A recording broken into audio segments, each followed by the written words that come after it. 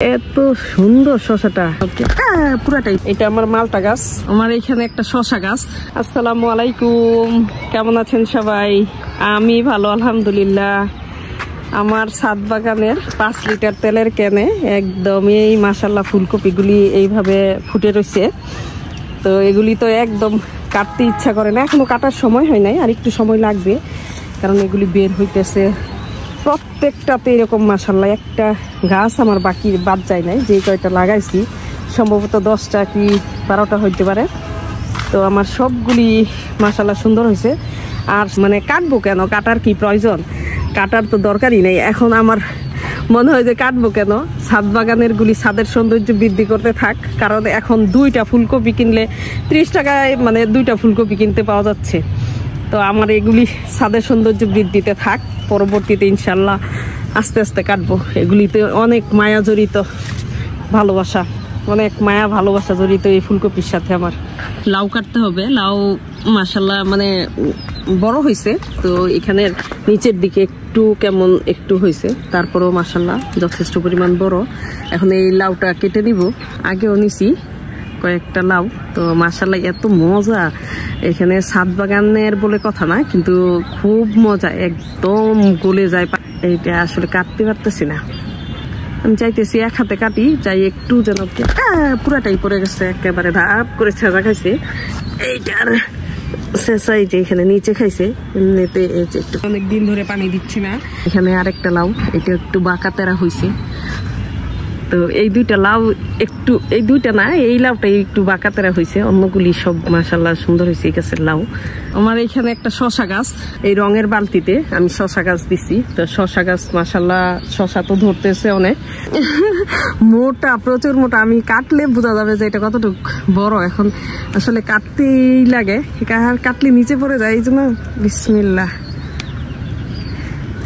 থাক, আমি হাতে ছিঁড়ি দেখি। বিসমিল্লাহ, এত সুন্দর শশাটা, এটা আমি এইভাবে ছিঁড়ে নেই। এখানেও লাউ গাছ আছে, লাউ গাছ ওই পাশে থেকে আসছে, এই জন্য এই যে বিসমিল্লাহ, আল্লাহ বরকত দিও। মানে কতটুকু মোটা এই শশাটা এইভাবে দেখলে বোঝা যায়। তো খুব সুন্দর একদম পরিপুষ্ট একটা শশা হয়েছে মাশাআল্লাহ। আর এখানে একটা বাঁকাতেরা লাউ, এই বাঁকাতেরা লাউটাও আমার ছিঁড়ে নিতে হবে, কারণ রেখে লাভ নাই, অনর্থক গাছ নষ্ট হবে। তো এই লাউটা আমি এখন কেটে নেব। এটাও,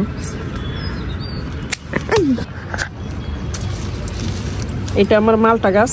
তো মালটা গাছে মাশাআল্লাহ ফুল ধরতেছে, আবার প্রচুর ফুল, কিন্তু আমি এখন মালটা গাছের গোড়ায় পানি দিই না, একদম শুকনা রাখি।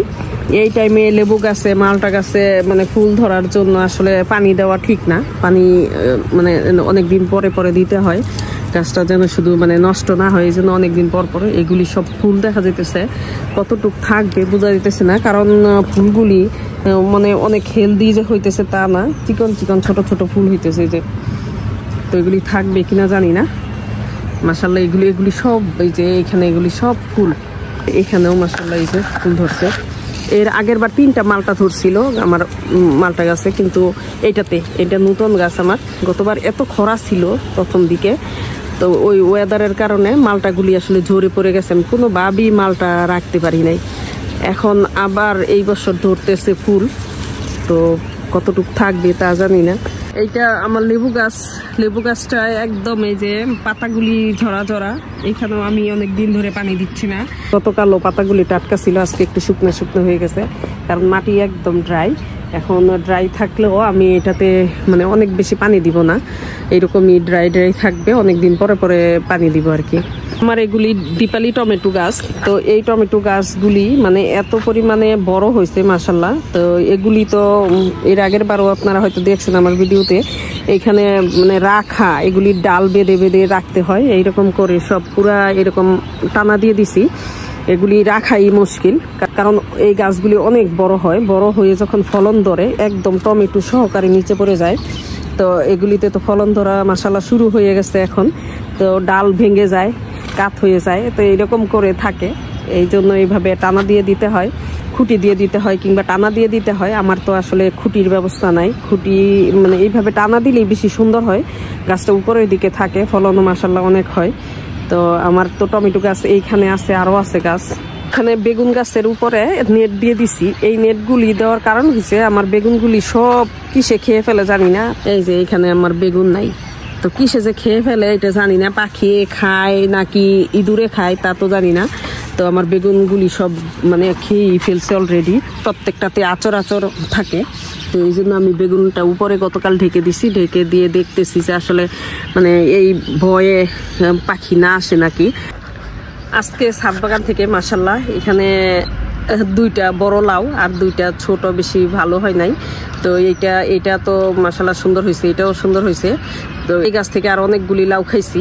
তো আজকে আবার এই লাউগুলি নিয়ে নিলাম, কারণ এগুলি যে লাউটা এটা এখানে নষ্ট। তো এমনিতেও এটা কেটে ফেলতে হবে, তো এই জন্য একসাথে কেটে ফেলছি। এই শশাটার এই লাউটা একসাথে পাশাপাশি ছিল। তো শশাটাই হয়তো মনে করছে যে সে কেন লাউর মতো মোটা হইতে পারে না, এই জন্য এরকম লাউর সাথে থাকতে থাকতে ও লাউয়ের মতো মোটা হয়ে যেতেছিল। তো আলহামদুলিল্লাহ আজকে ছাদ বাগানের কালেকশন। তো এইরকম যদি ছাদ বাগান থেকে পাওয়া যায় খারাপ কি।